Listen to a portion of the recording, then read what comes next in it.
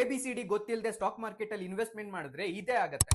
ಮೋದಿ ಅವರು Italy PM ಗೆ melody chocolate ಅನ್ನ ಗಿಫ್ಟ್ ಆಗಿ ಕೊಟ್ಟಿರೋದು ನಿಮ್ಗೆ ಗೊತ್ತಿರುತ್ತೆ. ಈ ಮೆಲೋಡಿ ಚಾಕ್ಲೇಟ್ ನ ಗಿಫ್ಟ್ ಆಗಿ ಕೊಟ್ಟಿದ್ದೇ ತಡ ಪಾರ್ಲೆ ಕಂಪನಿ ಸ್ಟಾಕ್ ಮೇಲೆ ಇನ್ವೆಸ್ಟರ್ಸ್ ಹಿಂದೆ ಮುಂದೆ ನೋಡದೆ ಬದ ಅಂತ ಬೈ ಮಾಡ್ಕೊಂಡ್ಬಿಟ್ಟಿದ್ದಾರೆ. Parle company stock price 5% upper circuit ಅಲ್ಲಿ ಹೋಗಿ ಕೂತ್ಕೊಂಡ್ಬಿಟ್ಟಿದೆ. ಬಟ್ ಇಲ್ಲಿ ಟ್ವಿಸ್ಟ್ ಏನು ಅಂದ್ರೆ ಮೆಲೋಡಿ ಚಾಕ್ಲೇಟ್ ಅನ್ನ ರೆಡಿ ಮಾಡುವಂತ ಪಾರ್ಲೆ ಕಂಪನಿ ಸ್ಟಾಕ್ ಮಾರ್ಕೆಟ್ ಅಲ್ಲಿ ಲೀಸ್ಟೇ ಆಗಿಲ್ಲ. ಪಾರ್ಲೆ ಇಂಡಸ್ಟ್ರೀಸ್ ಅಂತ ಸ್ಟಾಕ್ ಮಾರ್ಕೆಟ್ ಅಲ್ಲಿ ಒಂದು ಕಂಪನಿ ಲೀಸ್ಟ್ ಆಗಿದೆ. ಈ ಕಂಪನಿ ಫೈನಾನ್ಸ್ ರಿಲೇಟೆಡ್ ಕಂಪನಿ ಆಗಿರುತ್ತೆ. ಬಟ್ ಕೆಲವೊಂದಿಷ್ಟು ಬ್ಲೈಂಡ್ ಇನ್ವೆಸ್ಟರ್ಸ್ ಇರ್ತಾರಲ್ಲ, ಅವರೆಲ್ಲ ಹೋಗ್ಬಿಟ್ಟು ಇದೇ ಪಾರ್ಲೆ ಕಂಪನಿ ಮೆಲೋಡಿ ಚಾಕ್ಲೇಟ್ ಅನ್ನ ರೆಡಿ ಮಾಡೋದು ಅಂತ ಹೇಳ್ಬಿಟ್ಟು ಆ ಸ್ಟಾಕ್ ಮೇಲೆ ಬ್ಲೈಂಡ್ ಆಗಿ ಇನ್ವೆಸ್ಟ್ಮೆಂಟ್ ಮಾಡಿದ್ದಾರೆ. ಅದಕ್ಕೆ ಆ ಸ್ಟಾಕ್ ಪ್ರೈಸ್ 5% ಅಪ್ಪರ್ ಸರ್ಕ್ಯೂಟ್ ಅಲ್ಲಿ ಕುತ್ಕೊಂಡಿದೆ. ಹಾಗಂತ ಆ ಸ್ಟಾಕ್ ಏನಾದ್ರೂ ಫಂಡಮೆಂಟಲಿ ಸ್ಟ್ರಾಂಗ್ ಆಗಿದೆಯಾ ಅಂದ್ರೆ ಫಂಡಮೆಂಟಲಿ ಸ್ಟ್ರಾಂಗ್ ಆಗೂ ಇಲ್ಲ. ಅದೊಂದು ಪೆನ್ನಿ ಸ್ಟಾಕ್ ಆಗಿರುತ್ತೆ. ಇನ್ನೇನಾಗುತ್ತೆ, ಎಬಿಸಿಡಿ ಗೊತ್ತಿಲ್ಲದೆ ಇನ್ವೆಸ್ಟ್ಮೆಂಟ್ ಮಾಡಿದ್ರೆ ಇದೇ ಆಗುತ್ತೆ. ಈ ವಿಡಿಯೋನ ಅರ್ಜೆಂಟ್ ಆಗಿ ನಿಮ್ಮ ಫ್ಯಾಮಿಲಿ ಫ್ರೆಂಡ್ಸ್ ಗೆ ಶೇರ್ ಮಾಡಿ, ಇಲ್ಲ ಅಂದ್ರೆ ಅವರು ಬ್ಲೈಂಡ್ ಆಗಿ ಇನ್ವೆಸ್ಟ್ಮೆಂಟ್ ಮಾಡೋ ಚಾನ್ಸಸ್ ಜಾಸ್ತಿ ಇದೆ.